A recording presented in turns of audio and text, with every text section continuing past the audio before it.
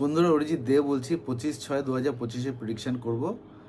Nifty আজকে স্পেকুলেশনের high লেভেলে ছিল এবং বুলরা ভীষণভাবে স্পেকুলেটিভ ছিল।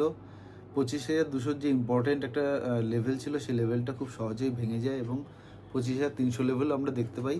তো তারপরেই খবর আসে যে ইরান এবং ইসরায়েলের মধ্যে যে যুদ্ধবিরতি চলছে সেটা ভেঙে গেছে। ফলে আমরা একটা ডাউনওয়ার্ডস দেখতে পাই, যেটা 25,000 লেভেলের দিকে নিফটিকে 25,300 থেকে 25,000 লেভেলের দিকে নিফটিকে টেনে নিয়ে যায়।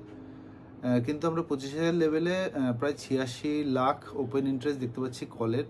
সুতরাং যখনই এরপরে 25,000 লেভেলকে সাপোর্ট রেখে নিফটি ওপরের দিকে উঠবে, কিন্তু আবার আমরা একটা পুল ব্যাক দেখতে পাবো এবং একটা স্পাইক দেখতে পাবো, যেটা এই 25,200 লেভেলকে ভেঙে তার উপরের দিকে লেভেলে নিয়ে যাওয়ার চেষ্টা করবে। একই রকমভাবে আমরা কিন্তু পুট এবং কল দুটোই 25,000-এর ওপরে হিউজ পরিমাণ সেলিং দেখতে পাচ্ছি। কল রাইটিং ও পুট রাইটিং দুটোই চলছে। ফলে একটা যে মার্কেটে স্পেকুলেটিভ একটা অ্যাটমসফিয়ার রয়েছে, সুতরাং যারা অপশন নিয়ে কাজ করবেন তারা উইদাউট স্টপ লস কোনো কাজ করবেন না। ধন্যবাদ বন্ধুরা।